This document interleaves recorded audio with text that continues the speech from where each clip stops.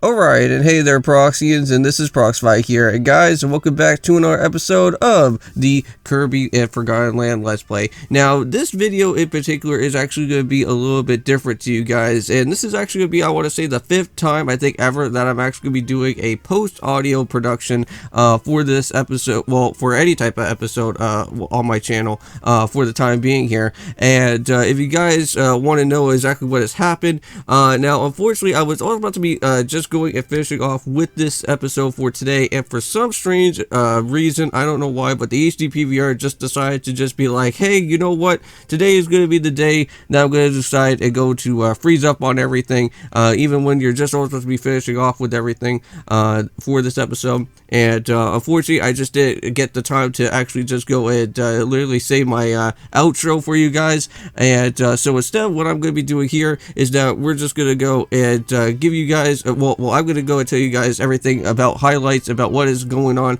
within this episode for today. Now, this episode in particular is actually be all about getting ourselves a brand new evolution for our sword ability. And not only that, but we also are going to be going and taking care of the Clawroline type of boss battle that is going to be going on within the Wondaria Remains. So first of all, you get to go and see here, guys, that we are going to get ourselves now with the brand new blueprint that we actually did go and pick up from before. If you guys haven't went and checked out the previous video before actually going to see in this one, we actually did get ourselves the tornado blueprint from the Wondaria Dream Parade, which that again is actually one of my favorite areas, I think, for like within our time right now, within the brand new section that we're in. And now, if you guys could actually go and tell, that we actually did go and now finally go and buy out on the thing that we actually did need. So now we got ourselves with the brand new evolution for our sword right there, and we're all good to go. Now I have to say, for me personally, if you guys don't know about what this evolution is, this is the same type of mini boss that we did get to see at the very beginning of Kirby when we were actually going and battling out with him. But now I have to say, with the form with Kirby looking like that, it actually looks really nice, because like for the area that we're going to be going into like right after, is going to be like into like a snowy type area, so it kind of looks like Kirby has like a little bit of like a somewhat of like a winter coat, somewhat to say, so that he could actually for when Kirby goes out there, and then Kirby doesn't have to worry about getting worried about having to be like all cold or anything. But again, I don't really know if Kirby is like a warm-blooded or like a cold-blooded type of creature. I know that like Kirby is like some sort of like outer space being, but like I guess we don't really know exactly about what Kirby truly is all that too much, to be exact, because I don't even think, like, even in the TV anime show for Kirby, I think they didn't really go and explain all that too much either. But yeah, so as you guys can probably tell, normally I would be trying to go and do a little bit of some of the mini game type of things to actually grab out some of the rare stones. That is going to be happening right on after, once we are done doing the boss battle. That's going to happen here with Clawroline. That's going to be happening now. Apparently, now this boss can actually be somewhat pretty difficult. She actually does have like a lot of attacks that they have to be like really dodgy about, and I think that's why I think like the sword ability could actually kind of come into play a little bit. But not only that, you do actually get, I think, like 2 other different forms as well, if you have actually went and decided to actually go and basically evolve them at this point. But yeah, so you actually got yourself a nice little bit of some full health if you ever do need to go and grab that from the oh, I forget what the name of that is actually called again, but also as well, so yeah, you get yourself the blunderbuss type ability going on, and not only that, but you also do have the bomb evolution ability as well. Now we already went and used it, so if you guys are looking at the screen right now, basically I went and well, I am going to be going and still continuing onwards with the sword evolution upgrade that I'm actually going to be using for the time being. So we're going to use our Final Fantasy sword, see how well that can actually work around with Clawroline, and see how well everything is going to be for this. Now we're going to go and see the battle, and we're going to get ourselves a little bit of somewhat of attacks that Clawroline is actually going to have at this point. So yeah, the Lethal Leopard Clawroline. So she's going to be pretty crazy. So you guys may probably see that her moveset is going to probably be kind of somewhat similar to like the Area 2 section that we went to when we went and battled out with that Swan. I think I forget what her name is, but she kind of has like almost the same type of attacks a little bit, but this time around she's kind of like the female Wolverine, so you have to be careful for when she actually brings out her claws. But not only that, but when she gets into like her second phase, she will actually start throwing out like a whole bunch of swords at you, and that is not going to be good at all either. And you have to be really careful about that, because if you do get hit, you will actually lose out on your power up, but not to where you can always re-swallow it back up if you ever do need the extra power.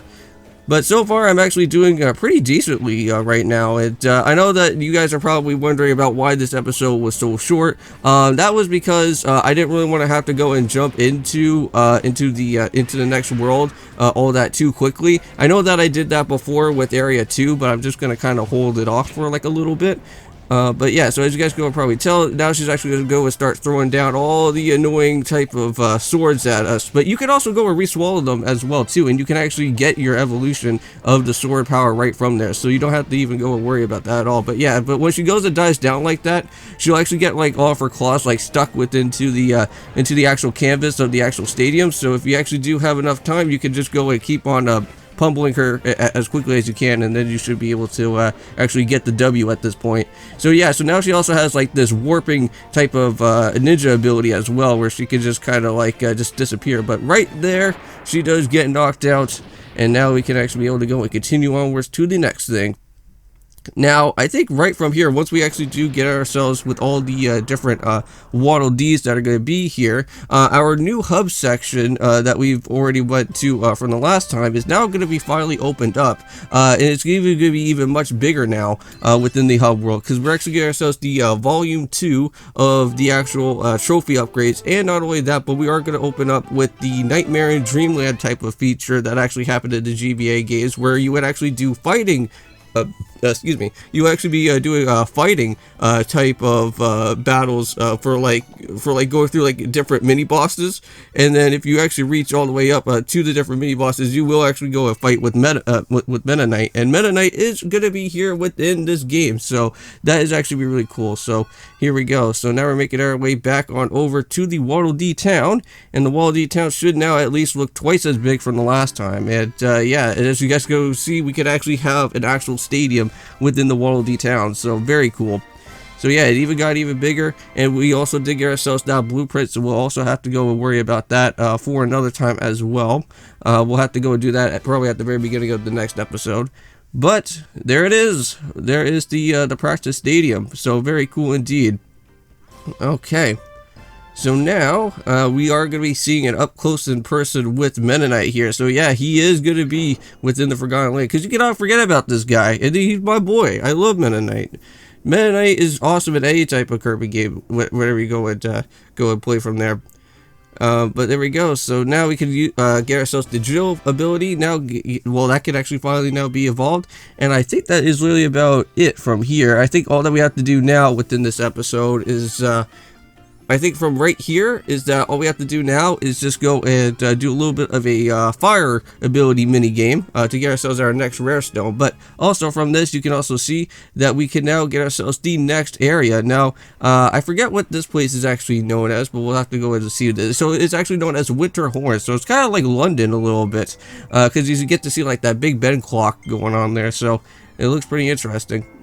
All right, but there it is. So the Northeast Frost something. We'll have to go and check that out for the next episode, which which we are going to go and do at that point. But unfortunately, with this floor tornado treasure, we actually have to use the actual tornado ability for this for it to actually be unlocked. So we can't really go and do anything about that at right now at the time being. So we'll have to get that when I get like an extra 100 or so of the amount of star coins here. But now we're going to go into Fire Kirby, and now we get to go and use our turbo function to actually go and go through all this annoying ballable walls that we have to go and blast on through. Now this could actually get a little bit tricky, because I remember doing this on recording, and I think it was probably like halfway through. I think I actually did fall off, I think at least once, but again, it wasn't all that too bad because we still had like enough time on the clock. And if you have, well, if you guys have ever actually played Kirby Forgotten Land, you really shouldn't worry about the time here all that too much when it comes to rare stone challenges, because again, you'll actually have like enough time, like like for like quite a while actually, when you actually do go and reach on over to the actual rare stone itself, because yeah, see, that was a close one there. But I think at some point we're actually going to see me actually go and fall off, because because right here where this little button is going to be, I thought I could actually be able to go and angle it properly, but I didn't realize and fell right off there. But there we go. So now we got all that sorted and taken care of, and now all we have to do now is reach on all the way up to this very top part, and this is actually where things could get a little bit tricky, but all in all, the redstone is just right in there.